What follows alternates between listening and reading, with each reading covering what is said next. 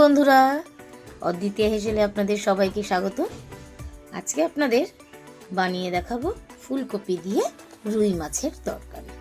ঠিক আছে, তাহলে দেখুন, বাজারে গেছিলাম, বাজার থেকে আমি টাটকা রুই মাছ এনেছি, দেখুন, আর একটা টাটকা ফুল। তাহলে মাছের ঝোলে কি কি লাগছে আপনারা একটু দেখে নিন।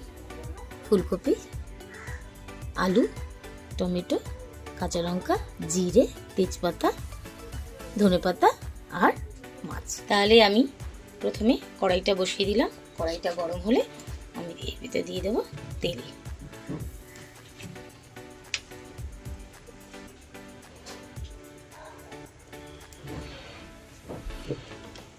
তেলটা গরম হয়ে গেছে, দেখুন আমি একে একে মাছগুলো ছাড়ব, ভেজে নেব।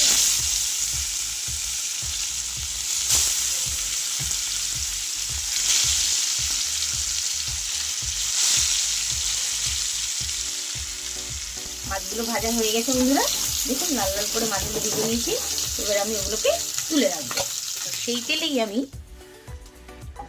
জিরে, গোটা জিরে আর একটা তেজপাতা দিয়ে দিলাম।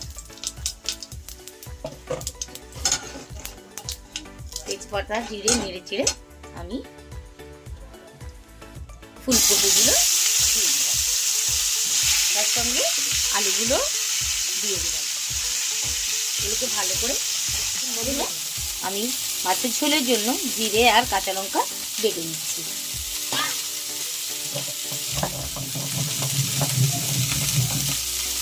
দেখুন বন্ধুরা, আমার জিরে আর লঙ্কা বাটা হয়ে গেছে।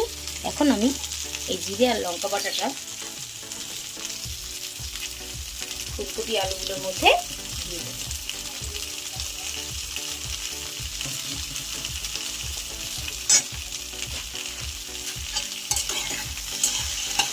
দিয়ে ওটাকে ভালো করে আমি এর সঙ্গে মিশিয়ে একে একে করে নুন,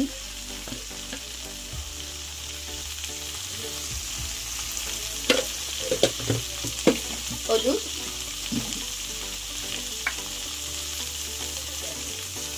এক চামচ হলুদ, এক চামচ নুন দিয়ে, আর যে বাকি টমেটোটা ছিল সেই টমেটোটা দিয়ে আমি আস্তে আস্তে কষিয়ে। দেখুন মশলাটা দিয়ে কষানো হয়ে গেছে। হ্যাঁ, গন্ধ বেরিয়ে গেছে মশলা কষানোর একটা গন্ধ। আপনারা তো জানেনই মশলা কষানোর গন্ধ কিরকম এরকম লেগে লেগে যাচ্ছে মশলাটা। এবার আমি মধ্যে জল দিয়ে দেবো। হয়ে গেছে, এবার এটাকে আমি ঢাকা দিয়ে দাও। দেখুন এবার আমি চাপাটা খুলে এটা একটু হালকা সিদ্ধ হয়ে এসেছে আর ফুটেও গেছে। এর মধ্যে আমি একে একে মাছগুলো দিয়ে দেব।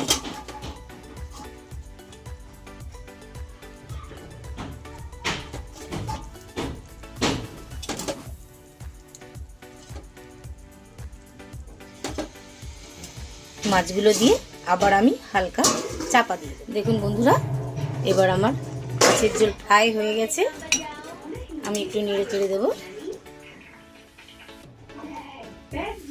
এবার এর ভেতর দিয়ে দেব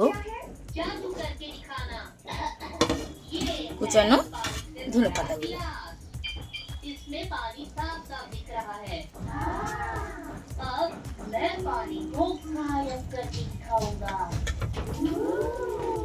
अपनी आंखें बंद करो प्लीज। अब अपनी आंखें खोल दो। দেখুন কিরকম মাছের ঝোলের কালারটা এসছে। হ্যাঁ, আমার মাছের ঝোল করা শেষ। ফুলকপি আলু দিয়ে রুই মাছের ঝোল।